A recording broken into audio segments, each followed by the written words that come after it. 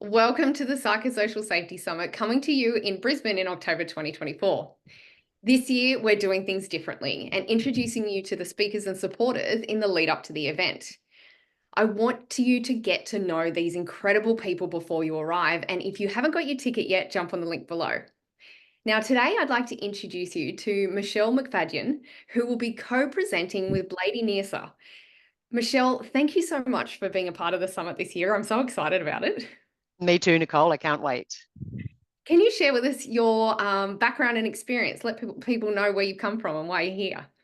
Sure. Well, my background really has been mostly in local government. So I was I worked with the Local Government Association of Queensland initially, about 8 years there, and then moved out to be a CEO, Chief Executive Officer of the Boulia Shire Council, which is a relatively remote council. No, it's a very remote council in far, far western Queensland, butting up against the Northern Territory border.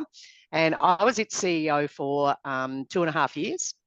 And then I moved into more into the centre of Queensland to a small council called Ilfracombe Shire Council. And I was its CEO until the state government forced amalgamations came into effect in 2008. So following that, I was appointed as the Chief Executive Officer of the newly formed Longreach Regional Council, which was an amalgamation of 3 councils into one.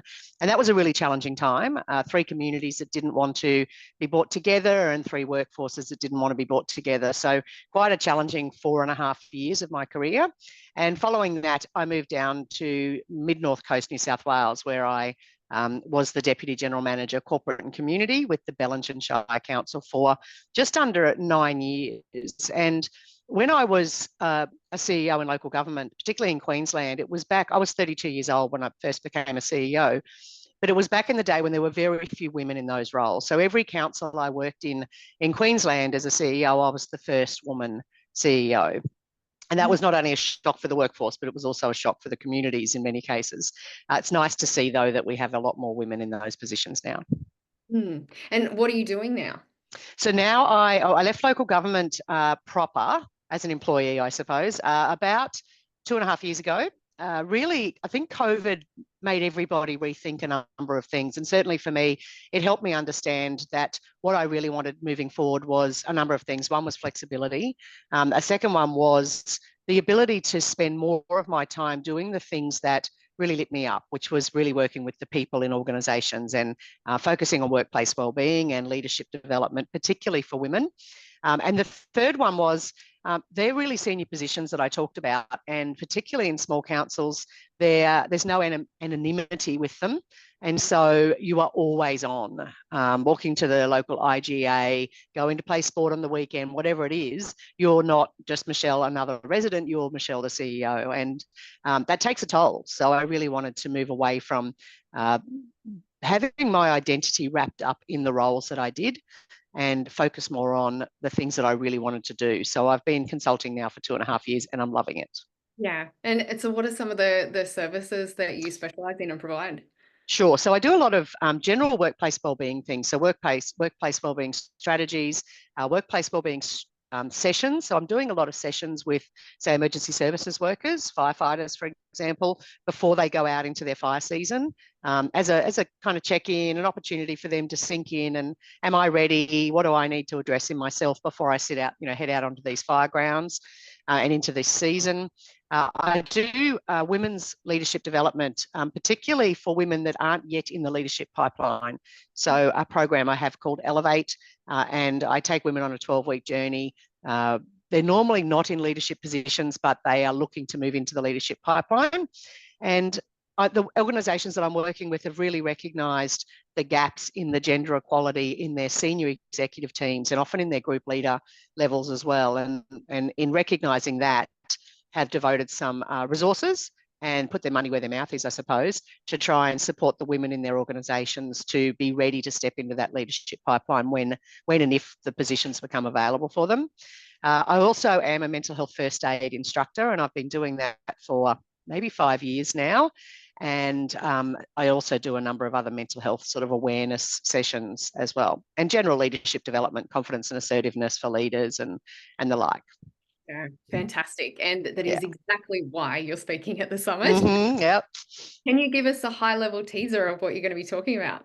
Well, I'm really excited to be presenting with Blady. She is an old friend of mine and a previous colleague of mine from probably about a decade ago. So it's nice to be reconnecting with her these days. Now, we're going to be talking about something that I think I saw and made mistakes in myself when I was a CEO, and that is sometimes there can be issues that seem it's just too hard to deal with. With everything else that you've got on, you know that there's an issue, you know that it needs to be dealt with, you've got to walk up to it. But often we do sweep it under the rug, taking a line from your podcast. We sweep it under the rug because we're busy doing everything else, or we don't know how to handle it. We don't know how to start these conversations. We're frightened to have the conversation.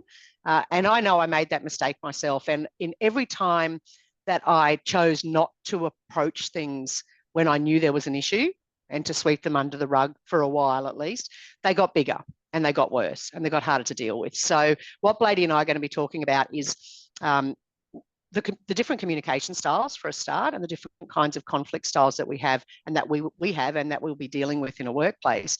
But then some really practical tips on how to have those difficult conversations, how to not do what I did on a number of occasions, how to nip them in the bud, how to have the conversations early, good record keeping around that, how to make sure that we're supporting the people in our workplace, but also addressing those reasonable management action issues that we need to address. And that just makes life so much easier, right? Like, the reason we sweep it under the rug is because we hope it's going to go away by itself. Unfortunately, that just makes the pile under the rug bigger. Yeah, and when it comes out, it's really ugly and it's really difficult to deal with. And it's costly from an emotional perspective, but also from a financial perspective as well. Definitely. And look, Michelle, if people can't wait until the summit to meet you, how can they best connect with you? Jump onto my website, Michelle McFadyen, McFadyen.com. That's probably the best place. I'm also on LinkedIn under Michelle McFadyen. Fantastic. Thank you so much. I really appreciate it and cannot wait to see you at the summit. Me too. I'm excited. Thanks, Nicole. Thanks.